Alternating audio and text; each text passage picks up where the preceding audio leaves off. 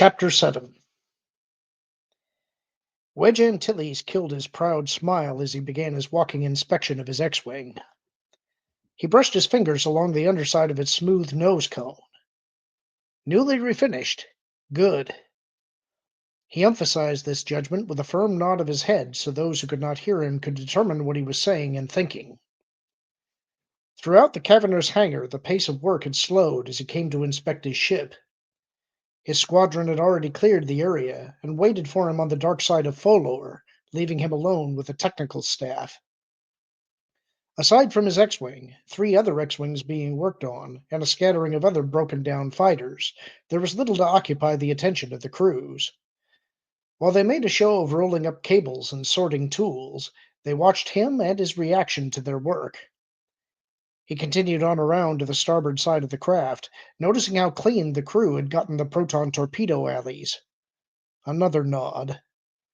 The background hum of conversation picked up in volume and speed, but Wedge ignored it and continued his walk around. He could have cited dozens of reasons for doing a pre-flight inspection of his fighter, and all of them would have been good and right and militarily proper. The starfighter had seen him through 7 years of pitched battles with a minimal amount of failure.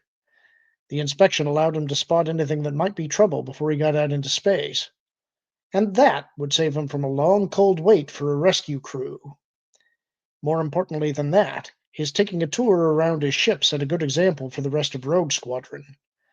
He wanted to fight the belief that because they were elite pilots, they were above the mundane sort of duties all other pilots had to endure.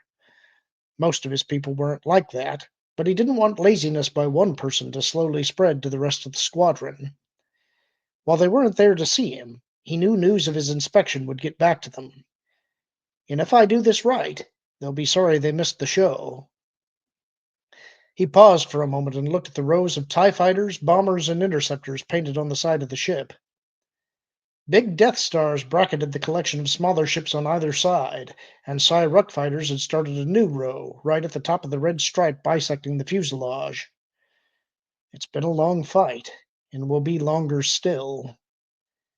Behind him, Wedge heard some chittering that M-Tray translated. Master Zrai apologizes for not being able to fit all of your kills in the space allotted.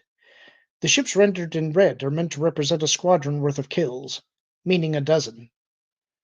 Wedge frowned as he turned to face the droid. I have a vague idea how many ships there are in a squadron, you know. Yes, of course, sir. I know that. But given that the Verpine normally count in base 6 and humans use base 10, 12, which to a Verpine is known as 4 fists, the potential for confusion warranted explanation. The human held his hands up in surrender. Fine. Just tell him that he can group kills by dozens of or gross lots. It makes no difference to me. Gross lots, sir. A dozen M-Tray. 144. 4 wings? Yes, 48 fists in Verpine. M-Tray looked from Wedge to the brown insectoid trailing behind them. Sir, if I knew you were fluent in Verpine. Enough, Tray. I'm not fluent in Verpine, but I have a head for figures. Let me finish this inspection. Wedge took in a deep breath and slowly let it out again. I'm going to have to talk to Luke and find out how he puts up with his 3PO unit. Wait, that won't work. I don't have a sister around here to foist the droid off on. He walked back to the starboard engines and inspected the cooling vanes and what little of the centrifugal debris extractor he could find. After looking over the engines, he examined the lenses for the deflector shield projectors and saw new ones had been installed. Shields gave the X-Wing its major advantage over TIE fighters and contributed to the X-Wing's reputation for being able to take a lot of damage before it went down. Even though the lasers were being powered down for the training exercises, seeing the deflector shield equipment in good repair pleased him. He paid very careful attention to the twin laser cannons mounted on the ends of the ship's stabilizer foils. He pulled down on the bottom one and felt a slight shift before the unpowered actuator prohibited movement. That was good. More play than a couple of centimeters meant the lasers might shift out of alignment during use. M-Tray, ask Zrai what range he zeroed these lasers at. A click-buzz exchange took place between Tech and Droid. He says he zeroed them at 250 meters, Commander. Good. When they had flown against the Death Star, the X-Wing had been reconfigured so their zero, the point where the four beams converged, was nearly half a kilometer. That allowed them to be employed very effectively in knocking out stationary ground targets. In space combat, where ranges shrank and targets moved quite a bit, keeping the focal point closer increased the chances of scoring lethal hits on the enemy. While the lasers could still hit another fighter at a range of more than a kilometer, the lasers were at their most powerful at the close ranges common in dogfights. The cannon's barrels, flashback suppressors, gate couplers, and lasing tips seemed in good shape. Ducking beneath the cannons, he swung around to the aft of the X-Wing. Power couplings, deflector generators, exhaust ports, and power cell indicators all seemed in order. The inspection of the port S-foils and cannon showed them to be in good repair. His inspection ended with his return to the nose of the craft. He bowed his head to the Verpine tech. It looks as good as new, if not better. M-Tray translated and the Verpine started buzzing.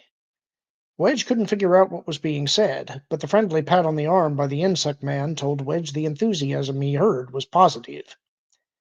M-Tray, what did you tell him? I told him that you think the ship is superior to what it was in its pre-molt stage.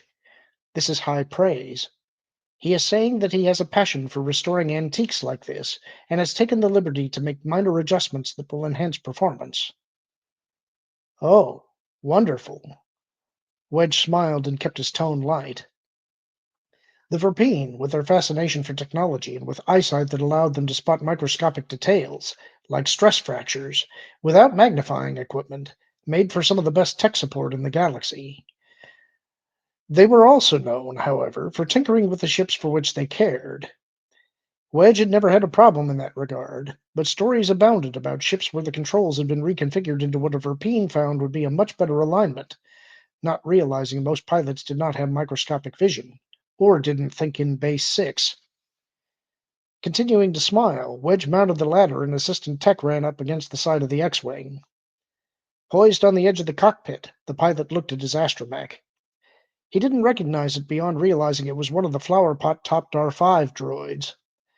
Though the R5 was a newer model astromech droid, Wedge actually preferred the dome-topped R2 astromech droids like the one Luke used, because of the lower target profile they offered an enemy.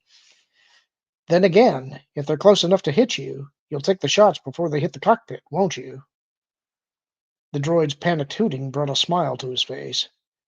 Don't worry, the shooting's not going to start yet. Wedge dropped into the pilot's seat and got a pleasant surprise. One of Zerai's improvements had been a refurbishing of the padding in his ejection seat. This will make those long hyperspace jumps more comfortable. He strapped himself in, then brought his systems up.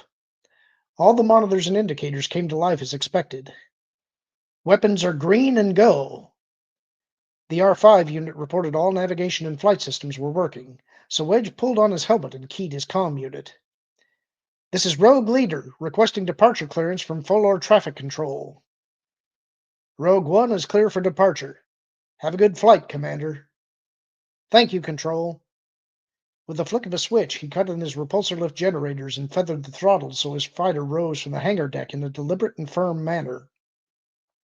Using the rudder pedals to keep the lift generators in tandem, he killed roll and yawing.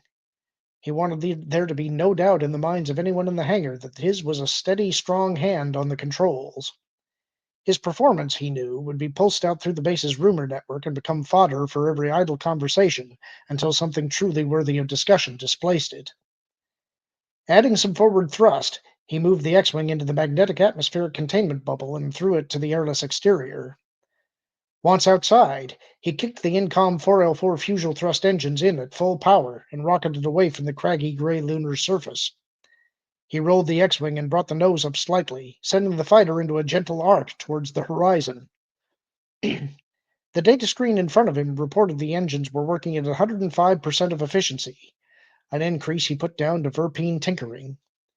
Throttling back to 70%, then 65%, he dropped his speed and flipped a switch above the right shoulder. The stabilizer foils split and locked into the cross pattern that had given the X-Wing its name. He glanced at the upper left corner of the screen and saw his R5 unit had been designated Minok. Are you called Minoc because you draw a lot of power? Urgent whistles and tweets went translated to a scrolling lines of text at the very top of the screen. A pilot once said I screamed like a Minoc when we were in combat. A slander, Commander. I can understand that. No one likes to be thought of as a space rat. Wedge shook his head. I need you to adjust the acceleration compensator down a bit. I want .05 gravity. The astromech droid complied, and Wedge immediately began to feel more at home in the cockpit.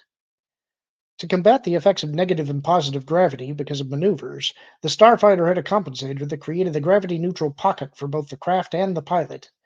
It prevented a lot of problems with blood flow and black or red outs in pilots, but Wedge felt it insulated him from the machine and let him out of touch with the situation. Flying with all gravity negated felt to him like trying to pick up grains of salt while wearing heavy gloves. It might be possible, but it would be a lot easier without the interference. Flying required use of all the senses, and the compensator cut out most kinesthetic sensations, and that kills pilots. Wedge was convinced that some pilots had died unnecessarily because they couldn't feel where they were. Jack Porkins, a heavy-set man who always had his compensator on at full, had plowed into the first Death Star while trying to pull out of a dive. His repeated assurances of, I can hold it! I can hold it! Died in the burst of static as his X-Wing slammed into the Emperor's toy. Had Porkins not been compensated, he could have realized that he wasn't pulling up, and he might have had time to do something else. Flying without full compensation is just one more thing we need to teach these kids. Wedge laughed at himself. Aside from Gavin, the whole crew in Rogue Squadron was almost his own age, or older. He thought of them as kids because they hadn't seen the sort of duty he and Tycho had. And what will teach them, maybe they'll survive longer than the rest did. Wedge rolled the X-Wing again as he hit the terminator line, and daylight flopped into darkness. Punching a console button, he changed his screen over to a tactical scanner and picked up a dozen other traces. The screen reported and tagged 11 X-Wings and one Z-95XT trainer, the benign version of the X-Wing's little brother. He switched his comm over to the tactical frequency he shared with Tycho. Everyone green and running, Tycho? Affirmative. Systems are go. There's been some grumbling about feeding at the pig trough, however. No surprise there. Shifting to TAC 1. I copy.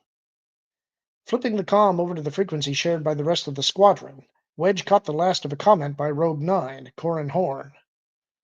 Blind, wallowing pigs, and slow. I'm sure, Rogue 9, your comrades who fly Y-Wings will be pleased to know what you think of their ships. Sorry, sir. Good. The unit commander throttled back and fed his repulsor lift generators enough power to counter the moon's gravity. The reference to Y-Wings, their slow speed and the underpowered nature of their sensors, had been heard in rebel camps since the earliest days of the fight against the Empire. The B-Wings had been developed to counter the flaws with the Y-Wing and replace it in service, but production had yet to meet demand, so plenty of Y-Wings still saw service. Their reputation as wallowing pigs had led to the naming of the Folor gunnery and bombing range the Pig Trough. Alliance Command had originally designated it the Trench as a memorial to the pilots who had died running the artificial canyon on the Death Star, but pilots saw no reason to stand on ceremony. Y-Wings practiced their bombing runs in the twists and turns of the lunar canyon, while fighter pilots preferred the rolling and looping demanded of them in the satellite field circling the moon. Today I want you all to do some basic work on the gunnery range. Laser targets have been set up to provide you a number of flying and targeting challenges. Your run will be graded for accuracy and speed, and if you get hit, you'll lose points. If you suffer an equipment failure, pull out and you'll get another run after things are fixed. We don't want to lose you or the equipment, so try not to do anything stupid. Any questions? Horn's voice squawked through the helmet headset. Sir, our lasers are 0 to 250 meters, which is a little short for ground attack missions. I guess, then, you'll have to be very good and very quick in shooting, won't you, Mr. Horn? Yes, sir. Wedge smiled. Good. Then perhaps you'd like to go first. Mr. Krieg will fly your wing. Yes, sir. The enthusiasm in Horn's voice matched the energy in the roll and dive his X-Wing executed. Shifting to ground attack mode. Good luck, Mr. Horn. Wedge killed his comm unit. Minoc, pull a sensor feed from Horn's R2. Shoot it to Captain Selchu on TAC 3. He popped his comm over to TAC 2. Captain, you'll be getting a data feed from Rogue 9. It'll be interesting to watch. He's going in hot. That he is, Tycho. Very hot. He wants to set a mark the others can't possibly hit. Wedge nodded slowly. I think he needs to get a different lesson today. Here's what we'll do. And that's the end of the chapter. Hope you enjoyed it. Talk to you soon.